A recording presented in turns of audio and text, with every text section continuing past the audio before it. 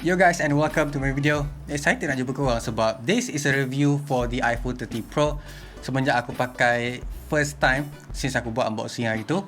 And aku ada few video juga untuk buat pasal telefon ni sebab ramai sangat tanya aku macam mana perbezaan antara telefon ni dengan telefon tu lah, apa persoalan yang paling spesifik yang kau boleh bagi dekat aku, semua ada dekat Twitter.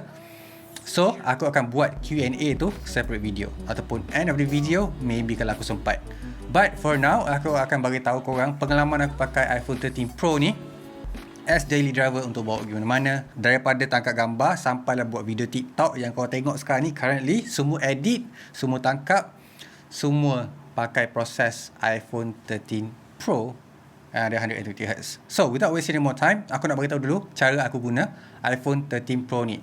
First, aku akan guna untuk typing tapi really sikit. And then aku akan connectkan dengan Apple Watch Series SE ni. And then mungkin Apple Watch Series 7 kot in the future. And then this thing always masuk dalam poket aku untuk aku guna. That's the main point. So, apa yang bestnya dengan iPhone 13 Pro ni kali ni, Fazli? As orang yang memang sentiasa pakai Android phone kan, 120Hz, you name it, 90Hz, 144Hz, 160Hz. This one is a legit 120Hz display yang korang boleh pakai as an Android user. First time aku rasa kalau korang dah bosan dengan Android punya 120Hz or above, boleh je pakai telefon ni. And ramai actually suka bila Apple dah move to transition Apple Promotion Display. Tapi there's a bit of a thing bila aku pakai telefon ni. Masa mula-mula sekali aku buka kotak, tapi aku tak beritahu dalam video tu, adalah dia punya display ni actually adaptive tau. So, tanya mana-mana orang yang pakai adaptive display dekat sini ataupun adaptive hertz refresh rate daripada 10Hz sampailah 120Hz. Tengok korang punya penggunaan. So, daripada 10Hz tu, bila korang idle macam ni tak buat apa, dia akan sampai 10Hz. Tapi bila korang scroll cepat je, dia akan move to 120Hz. Bukan problem, tapi korang akan nampak ataupun aku akan nampak yang Apple ataupun iOS actually ambil a few millisecond untuk activate that 120Hz. Ada benda tu, tapi benda tu tak mengganggu sangat. Aku as orang yang sentiasa tengok benda tu macam detail, akan perasan. But dia macam dah okay dah once korang dah efficiently scrolling ataupun typing ataupun guna screen tu dengan orang kata efficient ataupun dengan laju. Next one aku nak cakap pasal dia punya notch. Yes, kali ni kita dapat notch yang lagi kecil ataupun lagi pendek daripada iPhone 12 ataupun previous iPhone before. So how was it? Dapat rasa ke beza dia antara 12 dengan 12 Pro ni, 13 Pro ni ataupun notch yang lagi kecil 20%? I would say no. Sebab apa yang korang akan perasan basically benda yang korang mungkin tak tahu pun sebelum ni ada masalah. Okay, sebelum tu aku nak beritahu yang aku tengok video, ada juga orang kata notch dia lagi panjang. So setiap YouTube video yang kau tengok tu akan macam masuk ke dalam sikit. Actually dia ada bagi satu masalah yang aku tak sangka and aku tak boleh baca pun yang benda tu actually ada masalah. That is notch ni bila dia lagi kecil, orang yang pakai previous version of iPhone akan rasa ataupun akan perasan akan rasa susah sikit nak tarik notification center ni. Apa maksud kau, Fazli? Contoh sebelum ni iPhone 12 ataupun iPhone 11 ke sebelum ni, kalau korang nak tarik notification center tu, just tarik kat sini je kan. Tapi bila dekat iPhone 13 Pro ni, sebabkan notch lagi kecil, kawasan untuk tarik notification center tu lagi kecil. So dekat sini aku sentiasa tertarik control center. Like benda ni macam like out of the blue. Aku bukan cakap ni masalah, tapi untuk orang yang selalu stress untuk capai benda ni akan rasa sakit hati, especially bila kau kena swipe ke atas untuk tarik balik that notification center. Other than that, aku rasa benda ni macam bagus je. And lagi kecil, tapi tak bermakna Apple akan bawa balik dia punya battery percentage. Dia just nampak lagi luas. Boleh aku kata waste of space juga kalau ikutkan bila dia buat besar tapi dia tak utiliskan penggunaan orang kata that space tu. Nasihat aku, Apple letaklah battery percentage je. Tu je yang aku boleh harapkan Apple update the next iOS 15 ataupun the next iOS 16 ke. Alright, biasanya kalau macam iPhone baru ni ataupun mana-mana telefon baru akan ada masalah RAM management ataupun app tu akan crash tiba-tiba, tak boleh nak manage ataupun doesn't utilize yet untuk this version of iOS, of this version of iPhone. So far tak ada masalah crash langsung yang aku boleh bagi tahu ataupun report dekat korang. And performance dia every time buka apps, every time switching apps memang akan laju. Cumanya ada a few apps je yang macam terpaksa refresh. Aku tak faham kenapa, aku tak pasti, but so far aku tak ada komplain yang besar untuk bagi tahu dekat korang in terms of performance. Yes, aku ada main game just a little bit je sebab aku tak fokus sangat untuk main game dekat iPhone version kali ni. Dia macam iPhone 12 ataupun A14 Bionic dah cukup bagus dah. But this one mestilah tak ada problem kan untuk orang yang selalu fokuskan untuk main game. Aku tak rasa benda ni akan panas sangat pun. Untuk orang yang casually pernah main dekat iPhone 12, 12 Pro, tak ada masalah ataupun no other differences berbanding dengan iPhone 13 Pro ni yang aku boleh beritahu in terms of performance untuk main game. But so far aku tak nampak lagi apps yang sokong ataupun support 120Hz dekat iPhone 13 Pro. Maybe akan ada a few months lagi, contoh macam 2 bulan ke, mungkin akan ada. Yang tu kita terpaksa harapkan dekat developer-developer yang buat game-game tu untuk optimize dengan 120Hz iPhone 13 Pro promotion display ni. Bateri dia pula, as orang yang selalu edit video, edit gambar and buat kerja sikit dekat iPhone ni, akan rasa bateri dia lagi tahan daripada previously. And untuk edit and render at the same time, like countless time. Sebagai orang yang selalu edit video dekat dalam TikTok and dekat dalam Instagram, buat Insta Stories, akan rasa telefon ni tahan lagi lama daripada iPhone 11 Pro yang biasa aku pakai untuk edit video, iPhone 12 mini yang ada dekat atas meja aku selalu tu. And dekat sini aku boleh edit dekat atas katil and relax tanpa aku perlu risau bateri akan habis. And sempat je kalau nak upload dekat dalam TikTok ataupun Instagram. This one is a big win untuk orang yang selalu edit video. Kalau kau biasa edit video dalam CapCut ataupun VN, save you a lot of time untuk pergi risau nak edit on the go. Dekat sini tak ada masalah. Tu je yang aku boleh kata pasal dia punya battery life. So far 6 jam. Untuk iPhone boleh tahan sampai 6 jam, it's quite hard. This one doesn't. Aku biasa pakai Android, boleh tahan sampai 7 ataupun 6 jam. Ni dah boleh kata level-level Android dah untuk iPhone sampai tahap ni. Tapi ada komplain juga aku dekat iPhone 13 Pro ni. Salah satunya adalah untuk version iPhone 13 Pro ni, dia tak support fast charging that is true fast charging sangat. Sebab dekat sini dia support 20 watt sahaja. Kalau untuk dapatkan higher voltage than that, korang terpaksa pergi dekat iPhone 13 Pro sebab dia boleh support sampai 27 watt ataupun 28 watt charging. Korang kena pakailah adapter yang sampai 30 watt kan untuk tu. Tapi Apple jual yang like 20 watt je untuk charge dia punya iPhone, yang recommended. This one doesn't. So yeah, that's that. Apple just pakailah USB-C dekat sini. Menyirak aku pakai lightning connector. Setiap kali nak kena pergi charge, kena cari kabel kau lightning connector tu, yang mana aku agak suka untuk letak dekat aku punya charger. Rasa macam baru, tapi at the same time tersekat dekat charging port tu. Not to mention juga aku pakai iPhone 13 Pro ni tak ada pakai case tau, sebab aku tak dapat beli dekat mana-mana kedai sebab dia tak available lagi.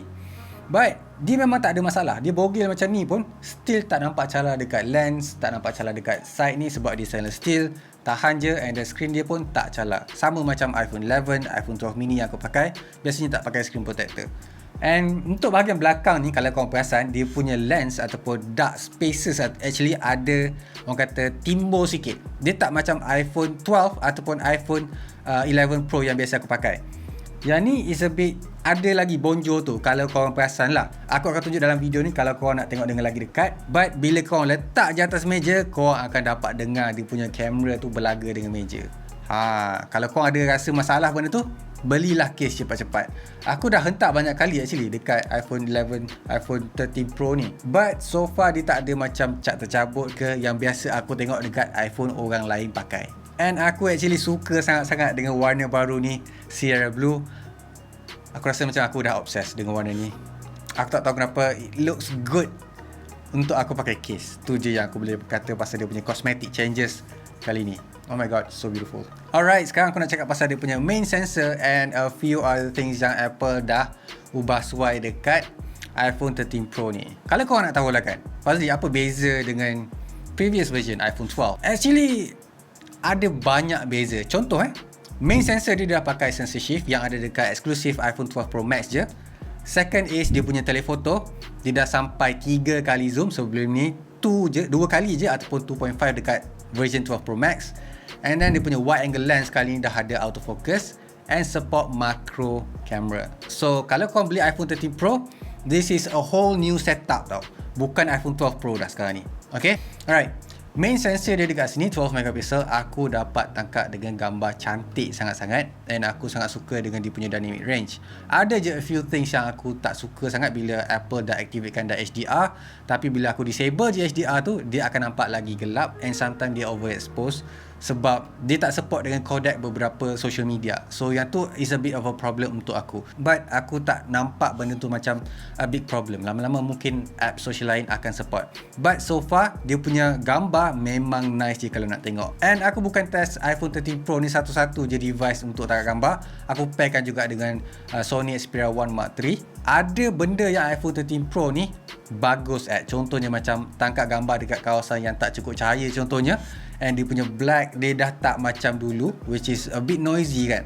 But bila ada sensor shift macam ni, dia dah lagi bagus nak buat shutter tu lagi slow so that boleh tangkap lagi banyak cahaya. Yang mana kalau korang biasa pakai, yang tu ada dekat dalam dia punya night mode. And aku cuba tangkap gambar dekat situ, it turns out really great and boleh kata lagi improve daripada previous iPhone 12 ataupun iPhone 11 before this. Tapi ada juga yang iPhone lagi improve ataupun lagi better daripada previous version. Contohnya macam dia punya wide angle camera ataupun macro camera yang ada dekat iPhone 13 Pro. Sebab dekat sini dia dah support sampai boleh pergi dekat, kalau tak silap at least 3mm. Yang mana agak dekat, aku dah cuba tangkap. So korang boleh just pergi dekat je dekat dia punya subjek tu, memang boleh tengok dengan macro shot tu memang high quality and detail sebab dia 12 megapixel kan. This one aku boleh kata a good thumbs up bila Apple masuk dalam macro photography. Okay, dalam banyak-banyak features yang Apple release kan, cinematic mode sentiasa orang tanya aku, is it good? Is it better daripada kamera DSLR? Is it better daripada telefon lain yang tak ada cinematic mode? Okay, kalau kau nak tahu lah kan, cinematic mode is actually sama je dengan telefon Android yang lain yang support orang kata blur background. Kalau belakang tu blur, dia akan detect orang. Yang mana bila Apple release je, dia panggil nama lain, orang akan anggap benda tu baru. Yelah, sebab benda tu baru untuk sebuah device Apple. Tapi untuk telefon lain, benda tu dah jadi macam normal je. Especially brand contohnya macam Vivo, Samsung, dah lama ada dah. Okay, there's nothing new. Tapi adakah Apple ni lagi bagus daripada orang lain? Kan? Tu je persoalannya. Aku boleh kata it's 2 times better daripada telefon lain. Okay, main sebab dia adalah dia punya fokus ataupun dia punya sharp lagi better daripada telefon Android. Yang tu aku tak boleh nak deny langsung. Bila aku tengok video je, automatically aku kata this one is lawa. Tapi is it better bila tengok dia punya edges macam tu?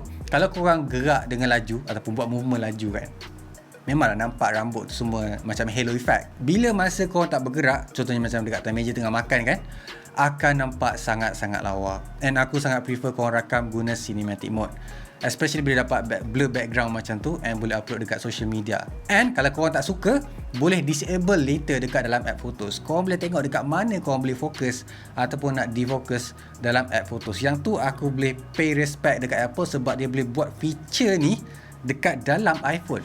Dekat dalam software lain yang boleh support hanya Final Cut Pro ataupun software lain tak boleh nak support. But there is a reason kenapa dia nampak lawa. First, dia nampak lawa sebabkan mode HDR. Yes, dia akan rakam guna HDR mode bila activate that cinematic mode. So semua nampak terang, lawa and punchy gambar tu ataupun color tu. Korang punya display tu actually nampakkan video tu lagi lawa. Bila aku upload dekat dalam komputer, nampak macam okay, it's blur background tu je.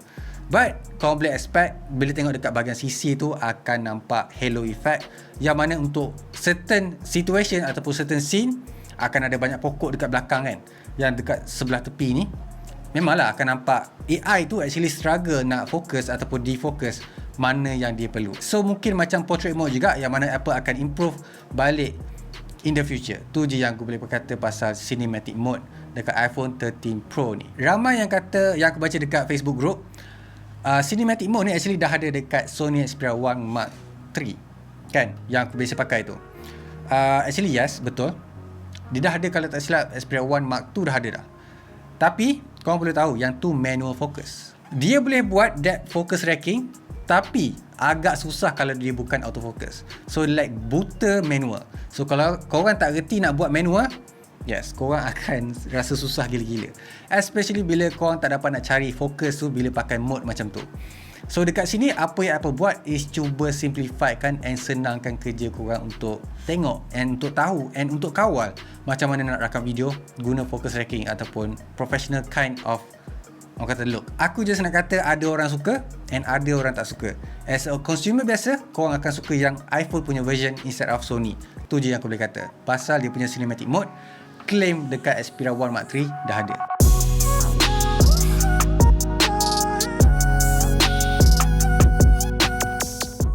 So Fazli, is it a good to go untuk aku beli iPhone 13 Pro ni bawa balik rumah? Spend RM4,899 untuk version kali ni. Yes, aku akan cakap macam tu. Tapi Fazli, untuk iPhone 12 Pro berbala ke angkat yang ni? Yes, especially kalau korang ni memang suka bateri lagi tahan lama, and then high refresh rate tu akan bagi pengalaman yang lagi better and lagi best daripada iPhone yang previously. Mana-mana version of iPhone korang pakai sekarang ni boleh upgrade iPhone 13 Pro, tak ada masalah sebabkan high refresh rate. Tu je yang aku boleh kata. Sebelum ni Android macam ada banyak advantage, tapi bila iPhone 13 Pro masuk promotion display OLED screen, aku boleh kata there's no complaint yang aku boleh kata, especially bila korang suka kan dengan dia punya animation yang lagi smooth daripada Android version contohnya. Tapi korang jangan salah faham tau, ada juga version of iPhone 13 Pro ni yang tak bagus. Contohnya macam still ada notch, pakai lightning connector. Benda ni akan bagi disadvantage untuk orang yang pakai USB-C sebelum ni. Untuk version iPhone sebelum ni tak ada masalah, and korang mungkin dah biasa dah, tak rasa beza pun lightning dengan notch dekat atas ni, kecuali yang notification center. Tu je yang aku boleh kata pasal iPhone 13 Pro. Alright, aku rasa tu je lah yang aku boleh cakap pasal iPhone 13 Pro. Kalau korang ada komen ataupun nak share pengalaman korang, boleh komen dekat bawah. Anyway, aku akan jawab dalam Q&A selepas ni kalau sempat. Macam biasa guys, leave a like, subscribe, so keep smiling, and I'll see you guys on my next video. Bye. Best kan pakai iPhone 13 Pro ni, especially warna Sierra Blue ni. Alright, dah. Bye. Aku je ke yang tak sampai lagi iPhone 13 biasa tu? Beli dekat Shopee, pre-order. Kenapa lambat sangat ni Shopee?